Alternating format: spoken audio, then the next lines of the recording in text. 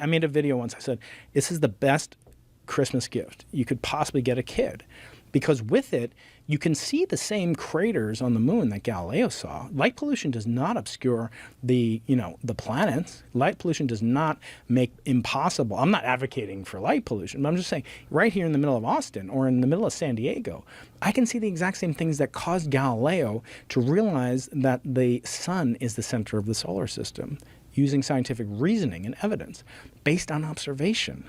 How good are the telescopes? Like, say, if you wanted to look at Jupiter, how much can you see? You can see a lot. What you can see the shape. You can see the shape that it's a planet. Do you know what the word planet means or where it derives from? No. So I love etymology, and stop me if I'm nerding out too much. But planet means wanderer in Greek. Wanderer. Oh. What is it wandering against? The fixed stars. So the fact that you have names for things, I always think it's funny. Like, I'm Jewish, and we have a name for people that aren't Jewish, goyim. Mm-hmm. It's not an insult. It just means non-Jewish. It means nation. Right. Actually, Israel is a goy, which is a nation. But we're 0.2% of the world's population. Like, what the hell?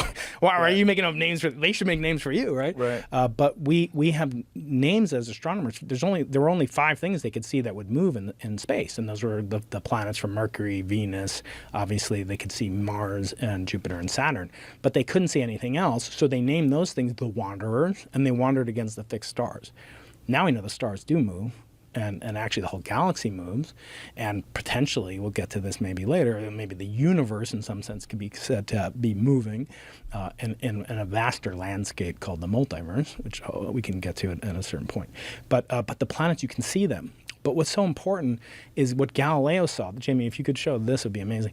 Galileo in the winter of 1610 in northern Italy, where he was living, he used a telescope not any better than this. In fact, this might be better because the glass is better, even though it's a Chinese piece of junk I bought on eBay.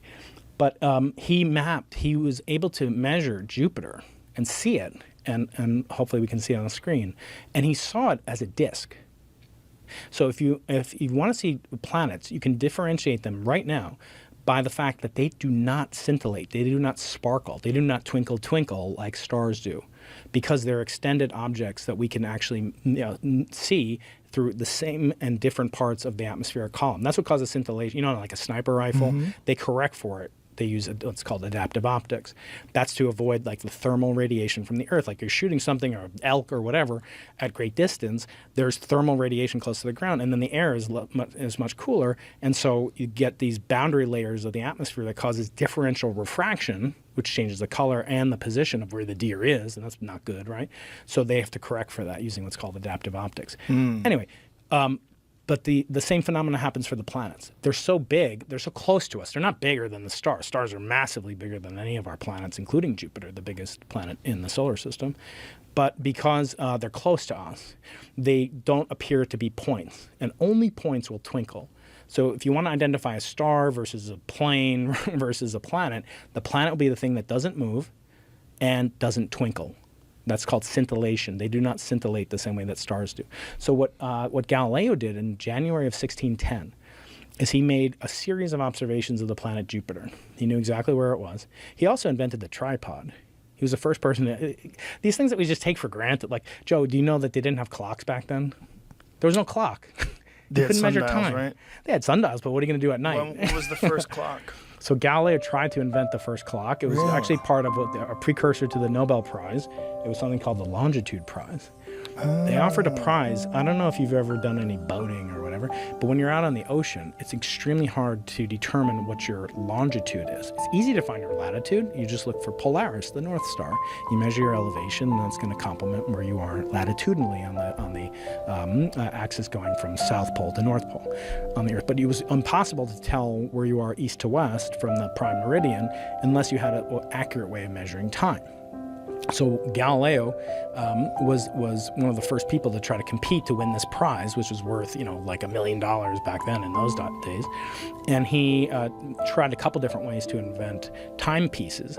But the one that he tried to settle on was this use of the planet Jupiter's moons. Jupiter has 4 moons. I came for that look, Joe. I came for that. Well, it's just I finally. I can die happy. I got the look. Wow. Jupiter has 4 moons, and you can see them with this telescope. And I'm gonna give this as a gift to you for your birthday. Little tiny one. You can see it, yeah. If Jupiter's out, you know where to look, and you kind of use a little bit of creative. How much power is that one? This one's about 12, 15 power. So you could do it with 15 binoculars? Yep. Yeah, easily. Yeah, you'll see what you'll see. These 4 moons, but I wonder if Jamie, if you could find. I'm trying to find something that wasn't great. If you look up Starry Messenger, Galileo sketch Jupiter. So what Galileo did is he turned the telescope to the moon in 1609, and then in 1610, there they are, Jamie, on the right with those stars. Look at that illustration of Galileo. That's his handwritten. I've seen a friend of mine owns this copy, a first edition of these books, and you're looking at it, and actually a first edition, the actual copy that he wrote on. Not only that, yeah, the first edition, but it has his handwriting on it in pencil. Whoa, it's insane. Oh my God, that's got to be worth $1 billion. Oh, it's. Jamie, could you please go back to that? Those illustrations. I had this thing. That's the handwritten stuff? Yeah, oh, wow. So I couldn't tell what this was. That's why I didn't want to bring it up. Man, it's okay. Imagine having a piece of paper that guy wrote on. Can you imagine it? So this is a depiction of him showing. So Galileo's the guy with the beard looking down, like Andrew Huberman, at the guy with the white beard. Look at that beautiful chiseled beard. That's right, muscular. So he's showing these Venetian senators and because they were in charge of the military budget. So even back then, there was a scientific military connection that he realized because Galileo was kind of a cad. He had a bunch of mistresses. He had some illegitimate children. And How dare you, Galileo? He had to support. How dare you not be pure? He had to support his brother, who's kind of a no-good Nick. But anyway, the sketches in the lower right show the planet as you will see it with this telescope. And I'll let you know when it comes out. And those 4 little dots, there was an image a couple of pages back, Jamie, that showed the planet as a disk, and then there are 4 stars. And if you go back one, I'll point it out to you. Yeah, see that thing in the lower right, Jamie? It's a Pinterest thing. I don't know if that's yeah, click on that.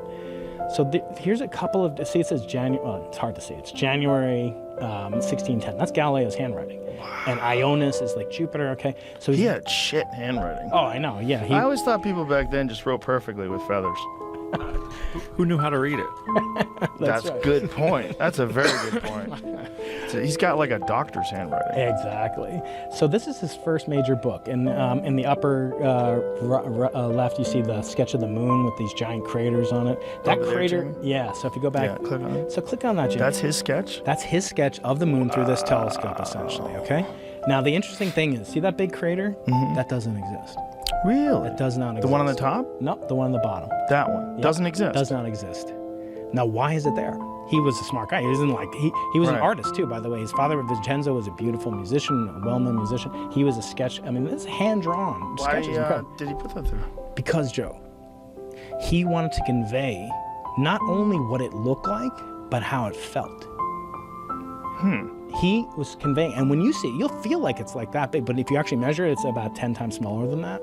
But so he just made it larger than it really is. To emphasize it. And what's so cool about that, if you want to know, you've had on like my friend Sean Carroll, he talked about the Higgs boson when he was on for the first time. If you want to feel what it was like to discover the Higgs boson, you need 10 to 20 billion euros, and you need a Large Hadron Collider. Okay, good luck. I don't know if Spotify's gonna, hook you up there. But the feeling that Galileo had, you can have that tonight.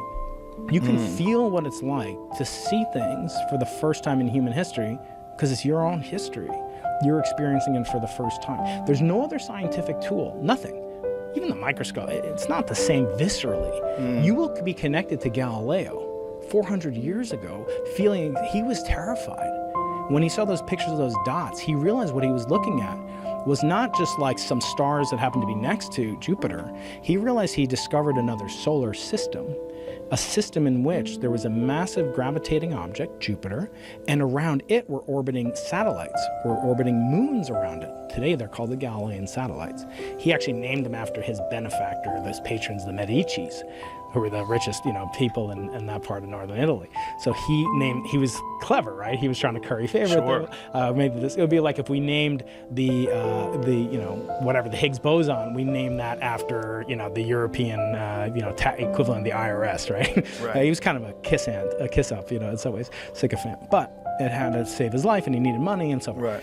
But when he drew that, he realized, wait a second, the Bible and all teaching heretofore said there is only one center to the solar system, and it's the Earth, not the sun. This is called geocentrism. Everybody believed that. Aristotle, Plato, everybody had believed that for a long time because it said it was natural that heavy things should fall towards a center, and the center that everything seemed to fall towards was the center of the Earth, or the Earth itself. Therefore, the Earth must be the center of the universe. Remember, the solar system was the universe for a long time. Then for an equally long time, almost, the galaxy was the whole universe. And now there's the universe and maybe the multiverse that we'll talk about. So this was just incredible realization to him. Imagine like you come upon this thing and you realize you're the first person in human history ever to feel that.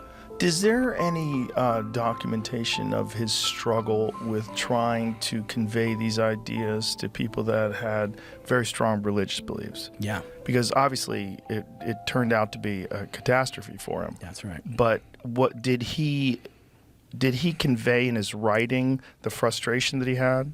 He's such a fascinating person. I always make a provocative statement that like we don't need English departments. We should just teach like physics and astronomy, because some of the great scientists of history, men and women, were tremendous orators. They were tremendous writers, and they could convey things through the written word that was pure artistry and mastery. And Galileo would say things like, I do not believe that the same God who has given us senses to understand the world would require that we not use them, and I'm butchering the quote, not use them in order to better understand it. He would write things that he had discovered things, only as a way to open a portal into the universe such that minds more astute than mine may be able to walk through this portal. And he was being a little falsely humble. But Newton was the same way. Newton would write as a great orator. So you can learn a lot from scientific writing. So therefore, if you only had to choose one thing, I would take the books of Galileo. In this geocentric version of the universe that they've, how is it written in the Bible? Like, how do they describe? It's actually, the atheist, so I call myself a practicing agnostic, which I can define later if you like. But you had on my friend Stephen C. Meyer, which is partially the reason that I'm here, I think. But to have the discussion about the influence of religion on science, and he made the claim that without religion we wouldn't have science on this show a couple of weeks ago. In other words, we wouldn't have the tradition that we can that the world is intelligible. It's not the capricious will of gods, playing with human beings as Greeks and others had identified. So the notion of how religious a scientist could be or how religion impacted him was very clear. He would say he was a very religious person.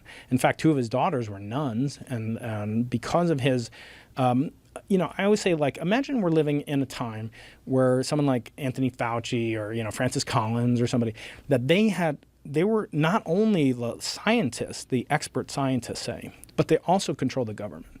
In other words, the most powerful force on earth at that time, at least where Galileo was the Vatican. He never left Italy. He never left. Italy didn't exist back then, by the way. They were only city-states, right? Tuscany and Venice and Rome and so forth. But the notion, it was a Catholic band of jurisdiction, and Catholic Church had sway over that part of Italy and Tuscany where he was. He was very religious, but he thought that he could say things like, if he proved that something scientifically was true, he didn't understand why that couldn't be part of the religious canon. So he was surprised. In other words, he felt that the signature of God is truth. So if he discovered truth, it wouldn't be a problem it wouldn't be threatening. But I argue back then, it was kind of threatening. Like, if you started having a bunch of people say, oh, the Bible's wrong, we've been misled, and they're the government, not just scientific authority, they're the government, it could lead, I'm not saying it's good, but it could lead them to want to suppress that, right? Because it could lead to insurrections, it could lead to whatever, and rebellions. And that could be perceived as very threatening to the state.